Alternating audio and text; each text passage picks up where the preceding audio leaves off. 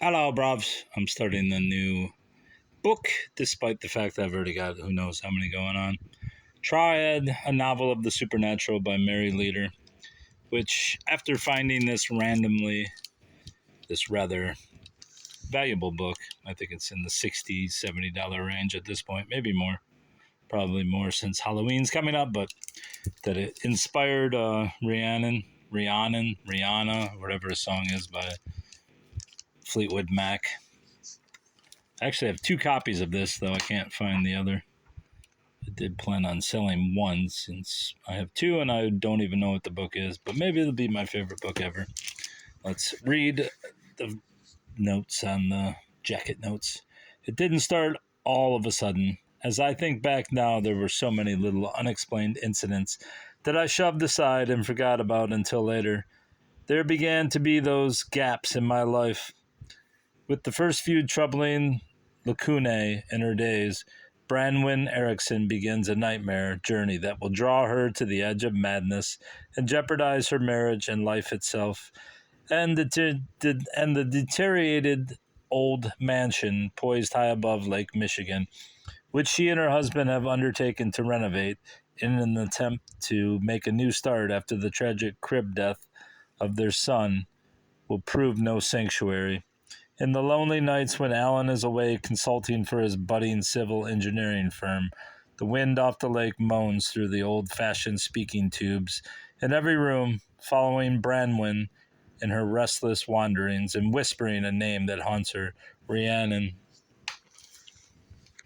Is Branwen right in believing that these voices that mock her, assume her identity, and surge her towards self-destruction are simply imaginary, projections from the subconscious sparked by a long repressed guilt for a childhood tragedy? Or is there a darker explanation? Is Rhiannon reaching out from the grave to possess her? A chilling novel of the supernatural, Triad evokes an entirely eerie and compelling duel of wills fought from either side of the grave. Mary Leader has had a varied career as both actress and journalist. Triad marks her debut as a novelist. She lives in Mequon, Wisconsin, where she is currently at work on a new novel of modern Satanism. What a lovely, lovely lady. What year is this? 73, to the memory of my parents, Mabel and Arthur Bartelt, and my friend Ellie Kim, and with loving gratitude to my husband, Eric Leader. In case you want to see it. Coward, McCann, and Jogigan. I can't say it. Jogigan? Jogigan, New York. Three people who broke their hearts from bewilderment. Branwen, daughter of Liller, and Caradog, son of Bran. And the hell does that say? Is that it? F. Jaron Dond? I have no clue. An Old Welsh. Triad. Chapter 1. How long is this? It's not that long. It didn't start all of a sudden. As I think back now, there were so many little unexplained incidents that I shoved aside and forgot about until later. There began to be those gaps in my life. Little ones at first, but then longer and longer as time went on. I would wonder if my memory was failing me, and I worried about the headaches, to which I'd become prone, but my doctor told me that it was probably shock from the baby's death. That had been so unexpected. I put him to bed one night, all rosy and dimpled with health. He looked at me with those big, bright eyes as he lay fingering the handle of his rattle. Then drowsiness drew down his lids, and he flipped over on his stomach, as he always did, and went to sleep with his fist curled around the rattle. The next morning, I awakened to the sound of children on their way to school, and the disposal truck grinding garbage under our apartment window. Alan was away on one of his projects, so I must have slept right through breakfast. I started to stretch lazily in those moments of waking when one lies between forgetting and remembering, and then sat up with a jerk. Timmy had missed his 4 o'clock feeding. Had he called and I hadn't heard him? That wasn't possible. I always woke at the slightest sound he made. I hurried to the crib, and there he was, just as I had left him, but his little body was cold. Unexplained crib death was what the doctor wrote on the death certificate after the autopsy, which meant that Timmy went to sleep a normal child and just stopped breathing for no apparent reason. The doctor told me that this is not uncommon, that there's a mysterious and unidentified killer of infants that has been baffling physicians for centuries. Even with today's science, this stalker by night has eluded all attempts to apprehend him. Alan took the first plane home, and there was a quiet funeral. Neither of us has any close relatives, and then we moved from the apartment I could no longer bear to live in and bought a deteriorated mansion. Hey, we just moved from an apartment to a mansion on the outer edge of a small town and rural community that are gradually being swallowed by the city from which we came. We plunged feverishly into renovating the shabby but still imposing centenarian built by an old Great Lakes captain on a bluff high over western Lake Michigan.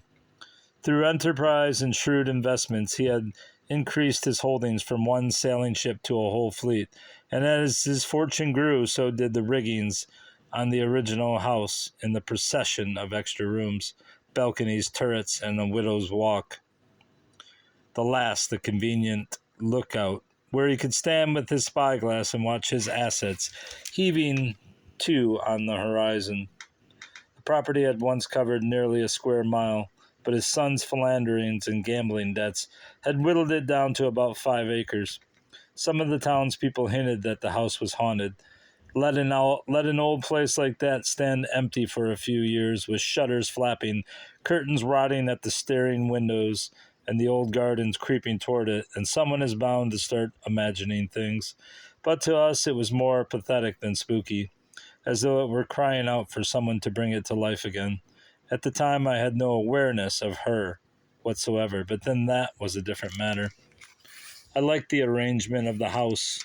The high-ceilinged drawing rooms with its bay window overlooking the lake, and heavy sliding doors that opened onto a smaller parlor. Pardon, I'm not a Shakespearean reader or actor, so I will make my 7,000 mistakes. And heavy sliding doors that opened onto a smaller parlor, which I immediately preempted. For a library and study, the gracious dining room, the gargantuan kitchen, butler's pantry, and old summer kitchen, now a sun porch, all ranged around a vast center hall and stairs leading to the upper floors. The pattern was not symmetrical and static, as in so many houses, but was full of surprises in unexpected dimensions, reflecting perhaps the captain's love of adventure and innovation. Let me get some more beer to strengthen my reading skills. Cheers. The very spontaneity of the architecture was a challenge. I loved to design and create, and this was a decorator's dream, even if it was an architect's nightmare. But while restoring and remodeling an old structure may stimulate the imagination, keeping it in order does nothing but engender boredom. When I was a child, I used to love to make my own doll houses and their furnishings out of cardboard and scraps. But once they were finished, I no longer wanted to play with them and keep them dusted and in order. I felt the same about my grown-up dollhouse. Housekeeping is the easiest thing I know of to put off, and old houses are the worst to keep. So many moldings and gingerbread trimmings, to say nothing of antiquated plumbing and sagging walls. But there was a quality about this place, an air of wistfulness for the love and joy it had once known and yearned for again.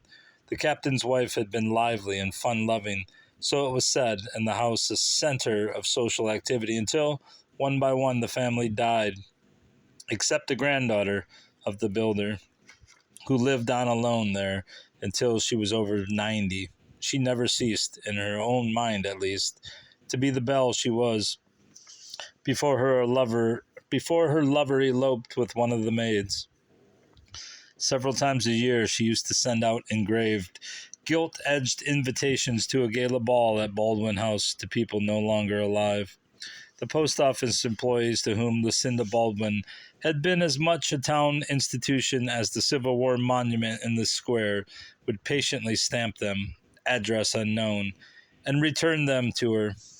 In a few months, the same unopened cards, really smart to bend this book page here. Pardon.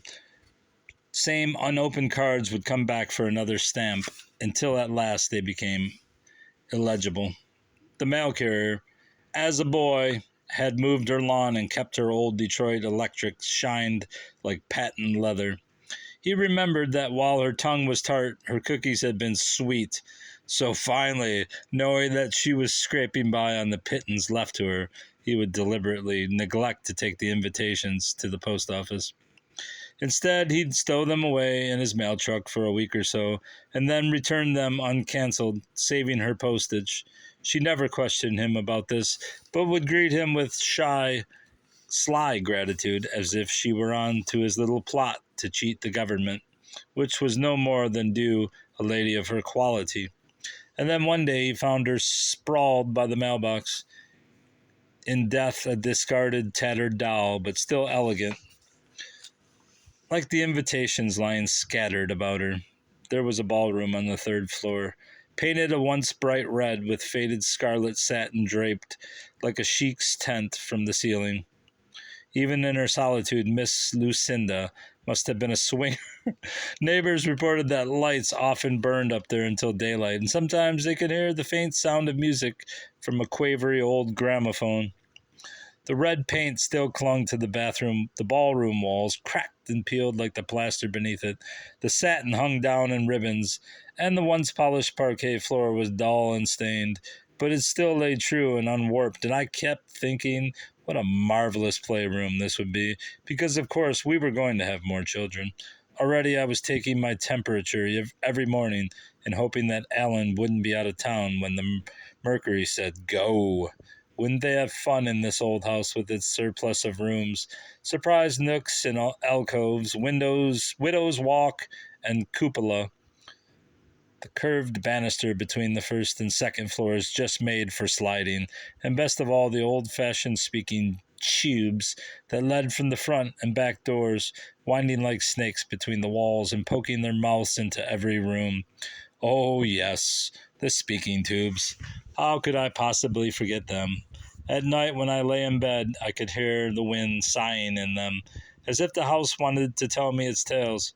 I suppose it's strange, considering what people said about the place, but I had absolutely no sensation of menace, not even when Alan's job kept him away from home for days, and sometimes weeks at a time. Perhaps Lance, the golden retriever collie pup, was acquired when we moved, helped to give me a sense of security. The woolly teddy bear with oversized feet, who almost from the first chose to sleep on the floor by my side of the bed, soon developed into an amber Cerberus. Insurance against any earthly intruder. And as for ghosts, well, I just didn't believe in them. Time went by and the house began to shape itself to fit us rather than the past. But then we were beginning to be a part of its past, too, as months stretched into a year, and then another, and another. And still there was no reason to redo the ballroom, which from a financial standpoint was fortunate for the family exchequer, since remodeling and normal maintenance of the elegant old monster drained our resources more rapidly than we had anticipated.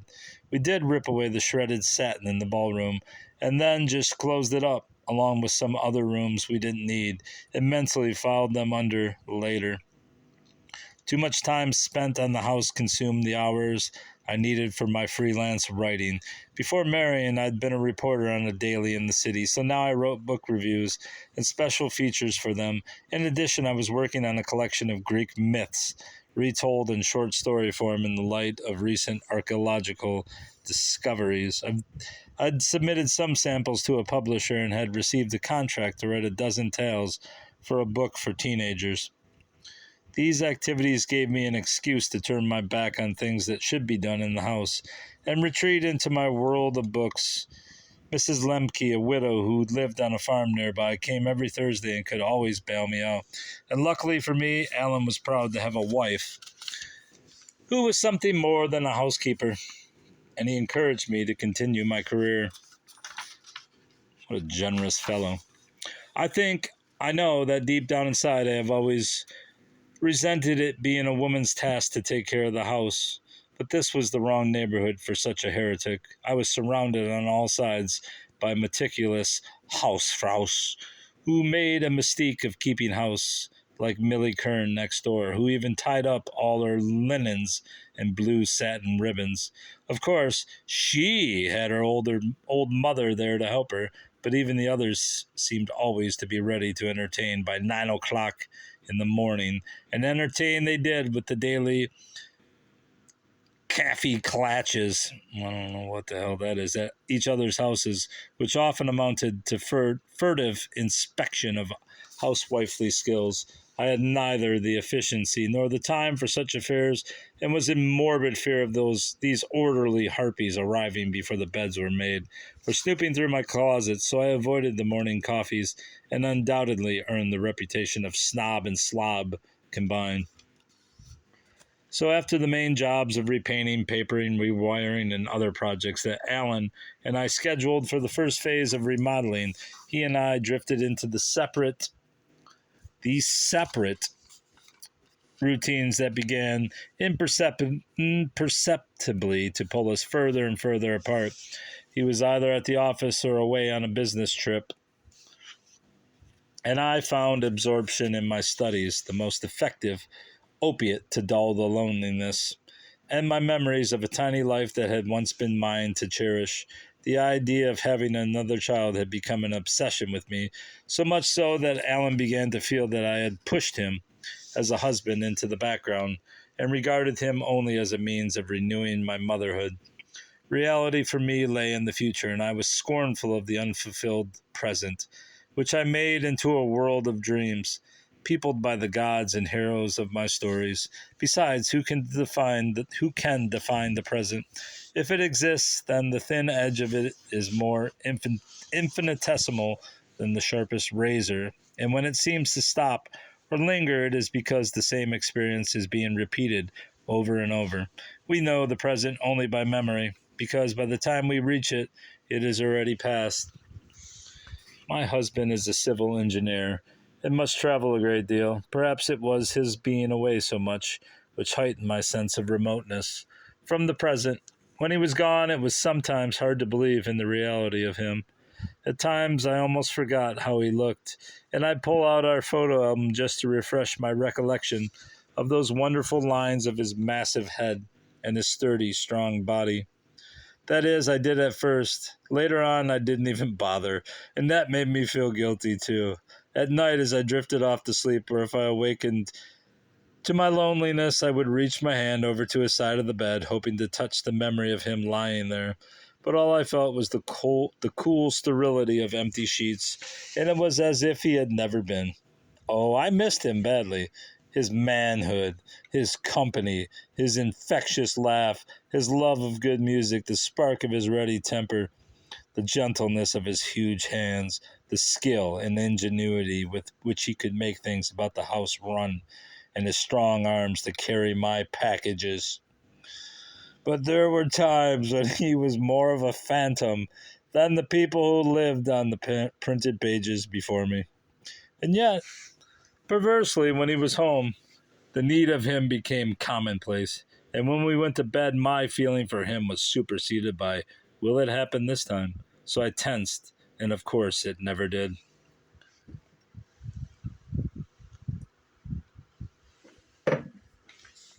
One day, while walking back to the house from the mailbox, sorting as I went so that I could give Lance his allotment of junk mail to carry, I was surprised to see a card from the local library with the number of an overdue book listed on it, and a note from the book editor at the paper. Wes always called me, so I wondered why he was writing now. And as for the book, I couldn't remember any that I hadn't returned to the library. The letter read, Dear Branwen, I am returning your latest review. I admit I am puzzled. I didn't assign this book to you, nor did we send you a review copy.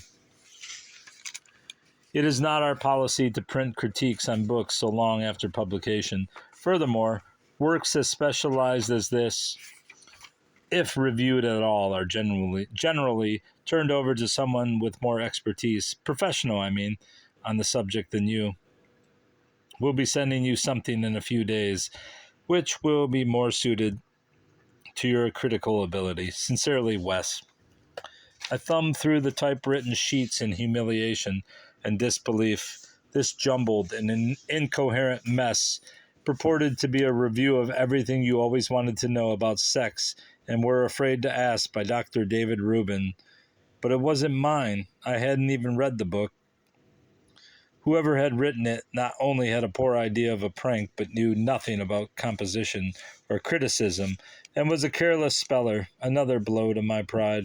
My hands trembled from a surge of anger, part of which was unreasonably directed at Wes for not recognizing instantly that this had to be a hoax. If he didn't know my work any better than that. The telephone call put things straight with Wes, who admitted that it hadn't looked like my work and agreed that it must have been written by someone with a warped sense of humor. As I started to put down the phone, I remembered the overdue library card and dialed again. Joyce Ingle, the head librarian, answered. I don't know of any overdue book, I told her. What is the title of 612.6, please? Just a minute, Branwyn.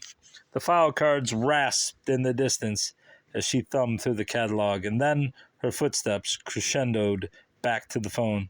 That's Dr. David Rubin's book, she said. Everything you always wanted. The clock on the kitchen wall seemed to spin out of all context of time as I groped for a chair and sat down. Then the incongruity of it all struck me, and I couldn't help laughing. There must be some mistake. I didn't check the book out. That book out. It was checked out on your card, she replied firmly. Does anyone else have access to it? Only my husband, I said before I thought. Now, why did I say that? Alan, not likely. He wouldn't do a thing like that. I realized that she was waiting at the other end of the line. I mean, he has a duplicate, I stammered. Maybe he lost it. I'll have to ask him. Who was the librarian in charge at the time? Let's see. That was on a Thursday, my day off. It must have been Miss Dahlman. Marion? I was relieved. She's known me for several years. I'm sure she can clear the matter up. Unfortunately, she's on vacation and won't be back for 3 weeks, but I'll ask her when she returns. Later that evening, I asked Alan if by any chance he had lost his library card. I don't think so, he replied uncertainly, sorting through a heap of credit cards in his wallet. No, here it is. Have you checked out any books lately? Not that I remember, he said. Why? Oh, nothing, I responded rather absently, because by now the distress over the incident had dulled, and I had other things on my mind. Gently, I stroked his dark bronze hair. It's getting late, darling, I said. Oh, so the temperature was up this morning, he said, with that knowing look that can be so exasperating. I pulled my hand back resentfully. He was right, but he didn't have to act as if it were wrong or childish for me to want to have another baby, or perhaps he wasn't as interested in that as I was. Maybe. I'm sorry, I said stiffly. I thought you wanted another child. 2. But if you don't, and if my wanting one insults your masculine ego, well, perhaps we'd better forget about it tonight. Some other time, perhaps. I headed for the stairs. I suppose I was hoping he would bound after me, Rhett Butler style, but he didn't. Looking back, I saw he hadn't moved, but was just standing there, a strange, taut look on his face. I hated him at that moment, and I wanted to hurt him. Have you forgotten Timmy so soon? I flared. Or is it that you want me all to yourself? He went white. You know better than that. Branwyn, he protested. Do I? Branwyn, for God's sake. Let me start that again. Do I? Branwyn, for God's sake, stop twisting everything. You know I want another child just as much as you do, but I wish you wouldn't be so darned clinical about it, as if I were some sort of prize stud. Oh, I see, I retorted. The clinical details bore you, do they? Well, I'll have to admit they're not the most romantic rituals in the world, but I happen to be willing. Sobs choked me, so I turned and ran up the stairs. He caught me just as I got to the bedroom door. Will you listen to reason, Brandwin? He demanded, grabbing my arm. I shook him off. Oh, your reasons are obvious enough, I hissed. I had hoped we could have another baby, but since everything I say is twisted, I don't suppose I could convince you that that was not my only reason. Or is it that I don't satisfy you anymore? I swore to myself when I married you that I'd be your mistress as well as your wife, but it seems I've failed. The serpent within me that was prompting me to anger insinuated another thought in my mind. Sorry, I'm not even showing the book. You're the one who checked out the book, I blurted out. Were you going to hand it to me one day with the relevant passages underlined? How could you? Hot tears seared my cheeks. What book? What the devil are you talking about? The astonishment on his face was genuine, but at that moment I was irrational. Grabbing my night things out of my closet, I ran into the guest room, locked the door, and threw myself down on the bed, making a smear of lipstick and eyeliner on the pillow as I buried my face in it. I heard him pounding on the door, but then he stopped, and his steps slowly receded. I sat up and looked at the witch in the dressing table mirror, her hair sticking out in blonde wisps and makeup streaking her puffy face. In the distance, I could hear Alan washing noisily in the bathroom, then go into our bedroom and slam the door. The eyes in the mirror stared back at me with pupils narrowed and lengthened into ellipsoid slits. Somewhere in the house, there seemed to be a whisper of laughter. Now that's mine, ma'am. And then all was silent. Why, of course I was all wrong. Why hadn't I thought of it before? Even if he had checked out that book, Alan wouldn't have written that review.